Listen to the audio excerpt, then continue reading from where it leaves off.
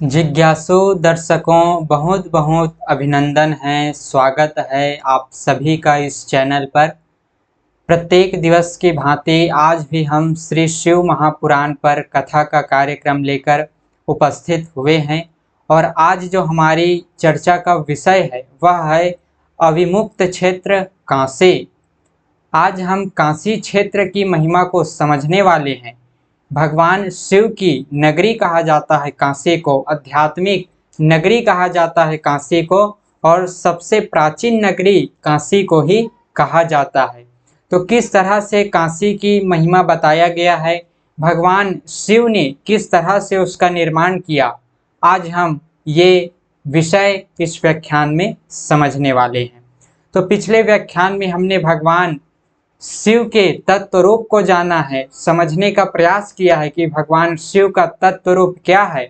तो वो परमात्मा ही भगवान शिव का तत्व रूप है, शिव तत्व उसे कहा जाता है। वो ब्रह्म, वो निराकार जो सर्वव्यापी है, हम सबके घट में विराजमान है, वो परमात्मा वही भगवान शिव का तत्व रूप है, वही शिव तत्व है। और उसी शिव तत्व का, उसी परमात्मा का प्रकट रूप भी है जो भगवान सदाशिव के रूप में है, शंकर जी के रूप में है, जो सगुण रूप में प्रकट होकर अनेकों लीलाएं करते हैं।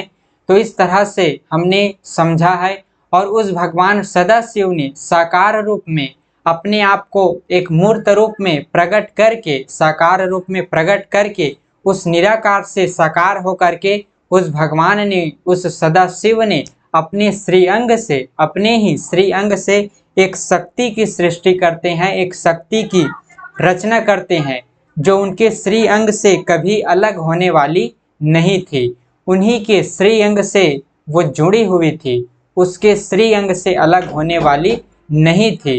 तो भगवान शिव उस शक्ति की सृष्टि करते हैं। अब फिर आगे भगवान सदाशिव और उनकी शक्ति किस तरह से आगे लीलाएं करते हैं, तो उसको आगे फिर ब्रह्मा जी नारद मुनि को बतला रहे हैं और अविमुक्त क्षेत्र काशी का वर्णन कर रहे हैं, काशी नगर का, काशी क्षेत्र का वर्णन कर रहे हैं। फिर उस सदाशिव ने, उस ब्रह्म ने, उस परमात्मा ने, उस सदाशिव ने जो अपने आप को साकार रूप में प्रकट किया है, सदाशिव के रूप में प्रकट किया है, उस ब्रह्म ने एक ही समय शक्ति के साथ, जो उसने शक्ति प्रकट किया है, जो उसने शक्ति की सृष्टि की है, उस शक्ति के साथ एक ही समय शिवलोक नामक क्षेत्र का निर्माण किया। शिवलोक नामक क्षेत्र का निर्माण करते हैं भगवान सदाशिव अपने शक्ति के साथ मिल करके, जो शक्ति की उन्होंने सृष्टि की है उसी शक्ति के साथ मिल करके, उनसे तो वो अलग होने वाला नहीं है, उन्हीं से जुड़ा हुआ है, उनकी शक्ति उनसे भिन्न नहीं है, अभिन्न है। जैसे सूर्य है और सूर्य की रोशनी है, और जैसे अग्नि है तो अग्नि की लपटें हैं, अग्नि की जो ताप है, वैसे ही उस परमात्मा है और उसकी शक्ति है, उनसे भिन्न होने वाली नहीं है। जिस प्रकार से समुद्र है और समुद्र की लहरें हैं, उसी तरह से वो परमात्मा सदाशिव है और उनकी शक्ति है, प्रकृति रूपा उनकी शक्ति है, जो उनसे कभी अलग होने वाली नहीं है। तो फिर भगवान सदाशिव ने उस शक्ति की सृष्टि करके, उस शक्ति की सृष्टि करके एक ही समय में शिवलोक नामक क्षेत्र का निर्माण करते हैं।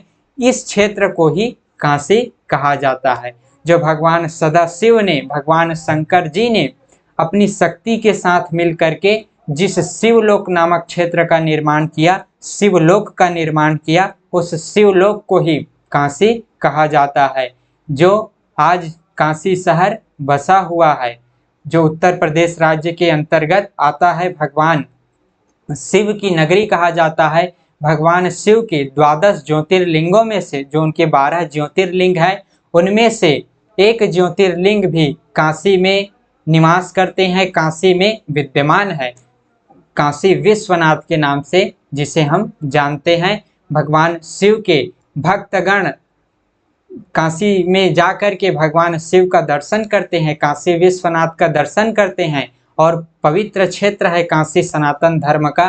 कई संतों, ऋषियों, मुनियों का वहाँ सदा से निवास रहा है, संत कबीरदास जी भी वहीं हुए और भी कई संत वहाँ पर हुए।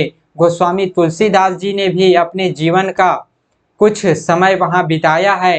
कहा जाता है कि गोस्वामी तुलसीदास जी ने उस काशी में ही अपने अपने देह का त्याग किया है। आदि गुरु शंकराचार्य भी अपने जीवन का कुछ समय वहाँ पर उसने भी गुजारा है। तो परम पवित्र क्षेत्र है काशी, भगवान शिव की नगरी है काशी, संतों की भूमि है काशी और आध्यात्मिक नगरी है काशी, क्योंकि वो शिवलोक है। उस क्षेत्र को भगवान शिव के द्वारा स्वयं बसाया गया है। अपने अपने क्षेत्र के रूप में, अपने नगर के रूप में स्वयं भगवान शिव ने उस काशी शहर को बसाया है। अपनी शक्ति के साथ मिलकर के भगवान शिव ने उस शिवलोक का निर्माण किया है जो काशी कहलाता है।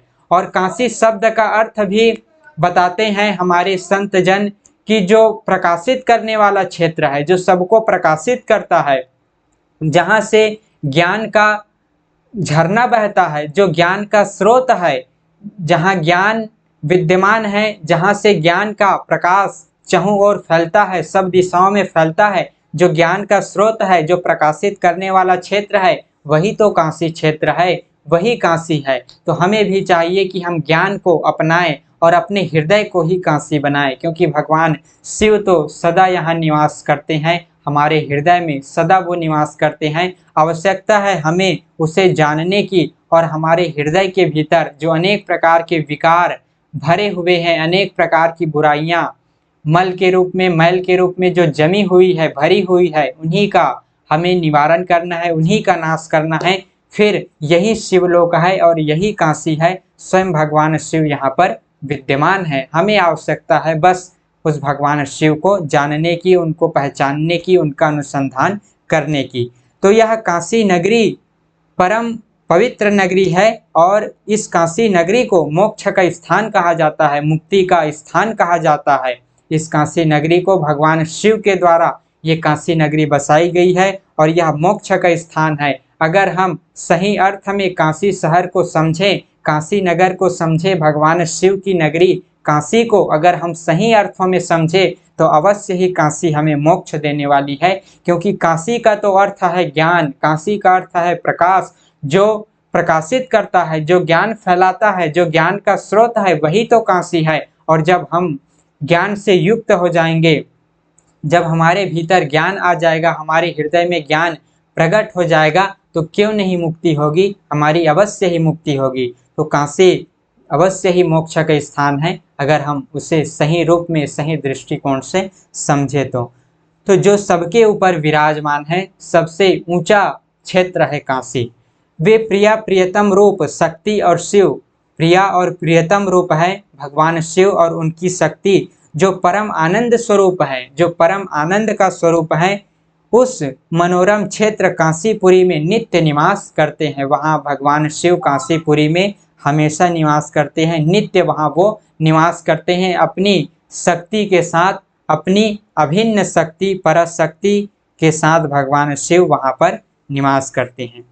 हे मुने, शिव और शिवा ने प्रलय काल में भी कभी उस क्षेत्र को अपने सानिध्य से मुक्त नहीं किया। ब्रह्मा जी नारद मुनि से कहते हैं कि शिव और शिवा ने, अर्थात भगवान शिव ने और उनकी शक्ति शिवा ने प्रलय काल में भी, जब प्रलय होता है उस समय भी, उस काल में भी कभी उस क्षेत्र को सानिध्य से, अपने सानिध्य से मुक्त नहीं करते हैं, अर्थात कभी उस क्षेत्र को छोड़ते नहीं हैं, हमेशा वहाँ निवास करते हैं। प्रलय काल आने पर भी काशी क्षेत्र को नहीं त्यागते हैं। इसीलिए विद्वान पुरुष उसे अविमुक्त क्षेत्र भी कहते हैं, अर्थात भगवान शिव उसे कभी मुक्त नहीं करते, उस क्षेत्र को कभी नहीं छोड़ते, सदा काशी में ही निवास किए रहते हैं। इसीलिए उसे अविमुक्त क्षेत्र कहा जाता है। अविमुक्त क्षेत्र काशी को इसलिए कहा जाता है क्योंकि भगवान शिव उस क्षेत्र को कभी मुक्त नहीं करते, मतलब कभी उस क्षेत्र को छोड़ करके नहीं जाते, सदा सदा हमेशा ही अपनी शक्ति के साथ, शिवा के साथ, शिव और शिवा काशीपुरी में निवास करते हैं। यह क्षेत्र आनंद का हेतु है, यहाँ से आनंद मिलता है। इसलिए पिनाकधारी भगवान शिव ने उसका नाम पहले आनंदवन रखा था। काशी का नाम पहले भगवान शिव ने आनंदवन रखा था, क्योंकि वो आनंद का क्षेत्र है, ज्ञान का क्षेत्र है, अध्यात्म की नगरी है। वहाँ ज्ञान का झरना बहता है। काशी क्षेत्र में भगवान शिव की विशेष कृपा है और ज्ञान आने पर मनुष्य अवश्य ही परमानंद को प्राप्त होता है, अपने स्वरूप को प्राप्त हो जाता है। इसलिए काशी क्षेत्र को आनंद का क्षेत्र कहा जाता है। तो इस तरह से दर्शकों, आज हमने अभिमुक्त क्षेत्र काशी की चर्चा की। काशी नगर को हमने जाना, प्राचीन नगरी है, संसार की सबसे प्राचीन नगरी काशी को ही कहा जाता है। तो इस तरह से भगवान शिव की नगरी है। हमें काशी क्षेत्र को समझने की आवश्यकता है। जो ज्ञान का स्रोत है वही काशी है। अगर हम काशी शहर न भी जा पाए तो अपने ही हृदय को काशी बनाओ, अपने ही हृदय को ज्ञान से पूर्ण करो, भगवान शिव की भक्ति से ध्यान से पूर्ण करो, और फिर यही मथुरा है, यही काशी है। ऐसे कबीर साहब भी कहते हैं कि आत्मज्ञान बिना नर भटके, कभी मथुरा कभी काशी। अगर हमारे अंदर स्वयं आत्मज्ञान ही नहीं है, आत्मज्ञान के लिए हम काशी मथुरा में भटक रहे हैं मुक्ति के लिए, जबकि मुक्ति का तो मूल स्थान आत्मज्ञान है। जब जिस दिन हमें आत्मज्ञान प्राप्त हो जाएगा, जिस दिन हम अपने आत्म रूप में स्थित हो जाएंगे, तो वही फिर काशी है, वही काशी है। हमें काशी हम जाए ही ऐसा कोई आवश्यक नहीं है, लेकिन हमें जरूर वहाँ जाना चाहिए। जरूर वहाँ जाने से हमें बहुत प्रकार के लाभ मिलेगा, भगवान शिव की कृपा होगी। तो इस तरह से आज की इस चर्चा को यहीं पर हम विराम देते हैं। कुछ कथा कहने में त्रुटि हो गई हो तो उसके लिए क्षमा करें, और बहुत बहुत आभार आप सभी का। ओम तत्सत।